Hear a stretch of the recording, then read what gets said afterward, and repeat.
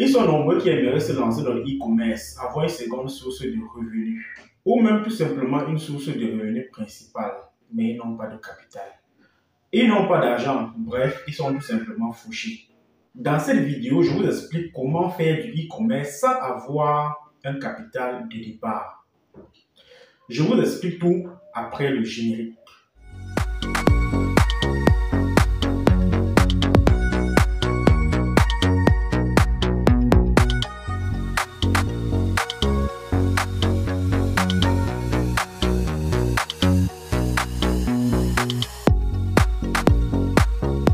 Bienvenue, moi c'est Henri Collins, promoteur de la société KS Sourcing. Et sur cette chaîne, je vous parle de sourcing. Le sourcing, c'est le fait d'acheter à la source. Nous faisons du sourcing entre la Chine et l'Afrique et nous faisons également du sourcing entre la Turquie et l'Afrique.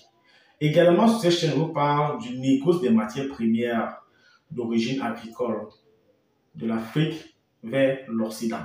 Bref, nous parlons de business, d'entrepreneuriat. Nous parlons de tout ce qui peut renflouer ton compte en banque. Si tu me regardes pour la première fois, abonne-toi à la chaîne, partage la vidéo et clique sur la cloche de notification. Ainsi, tu ne rateras aucune de nos prochaines vidéos. Faire du e-commerce en capital, voilà la thématique que nous allons aborder aujourd'hui. Dans cette vidéo, je vous parlerai essentiellement de mon expérience. Comment j'ai lancé en 2016 un business de e-commerce et comment je réalisais un bénéfice de près de 100 000 francs toutes les semaines. En 2016, en effet, je suis à Libreville, je travaille, ce qui veut forcément dire que j'ai déjà une source de revenus principale. Mais bien évidemment, comme toute personne ambitieuse, je suis constamment à la recherche de nouvelles sources de revenus.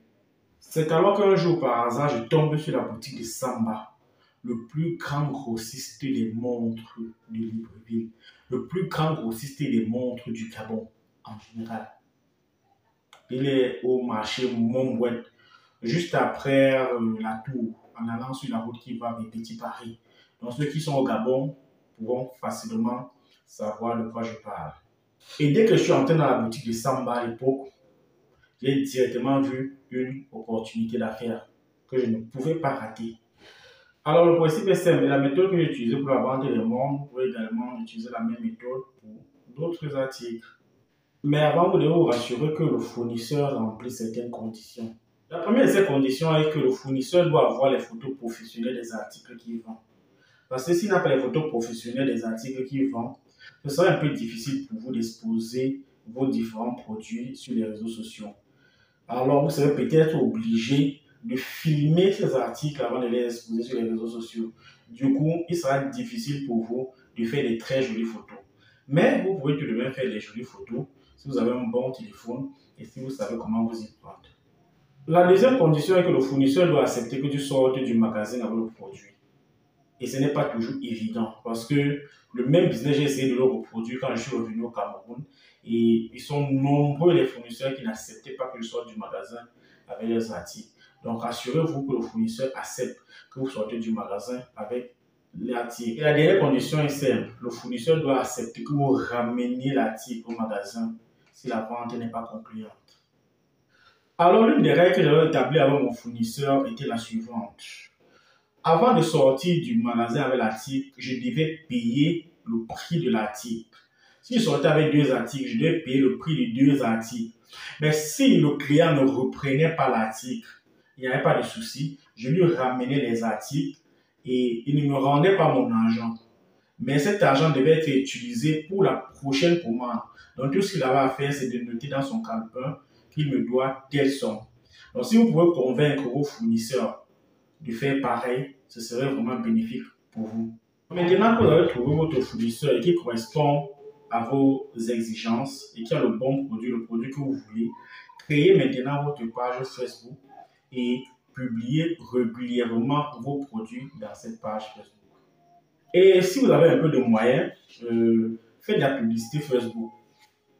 Dans une prochaine vidéo, je vais vous montrer comment est-ce qu'on fait facilement un boost Facebook. Alors revenons sur le business des montres et parlant des marges que je me faisais. Mon fournisseur Samba en fait me faisait des montres entre 30 000 francs la pièce et 50 000 francs. Et lorsque je les vendais entre 70 000 francs et parfois il y avait des moments que je vendais des montres à 100 000 francs. Mais je pouvais me vendre 3 à 4 montres par semaine. Vous voyez qu'avec 3 à 4 montres par semaine, avec un bénéfice de près de 20 à 30 000 francs par montre, j'étais pratiquement à 100 000 francs toutes les semaines de bénéfice. Je ne vous dis pas que vous aurez les mêmes bénéfices sur tous les produits et surtout dans tous les pays. Parce que ce que je vous parle, c'est quelque chose qui s'est passé à Libreville. Et vous savez très bien qu'au Gabon, le pouvoir d'achat est un peu plus élevé. Si je vends les mêmes montres ici au Cameroun, c'est à peine que j'aurai entre 5 et 10 000 francs par produit. Et dans d'autres pays, ce sera pratiquement pareil.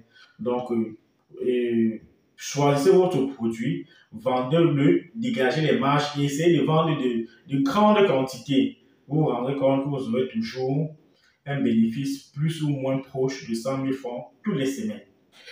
Pour ceux qui ont déjà un boulot et qui recherchent tout simplement une seconde source de revenus, je vous conseillerais de faire les livraisons à vos clients après le boulot, généralement entre 15h30 et 18h30, parce que c'est ce que je faisais à cette époque-là. Alors, j'espère que cette astuce vous a plu pour ceux qui hésitaient encore à se lancer dans le e-commerce sans capital. Donc, n'hésitez pas, allez dans les marchés, trouvez les fournisseurs, regardez les bons produits, sélectionnez les bons produits, faites votre page Facebook et lancez-vous. Alors, pour quelques produits qui passent sur le marché, je vous conseillerais de regarder du côté des mèches, de regarder du côté de tout ce qui est shopping, vêtements, femmes, enfants et tout le reste. Regardez également de tout ce qui est produits de beauté, femmes et accessoires. La vidéo est maintenant terminée. Si elle t'a plu, like, partage, abonne-toi, clique sur la cloche de notification pour ne rater aucune de mes prochaines vidéos. Bye et à la prochaine.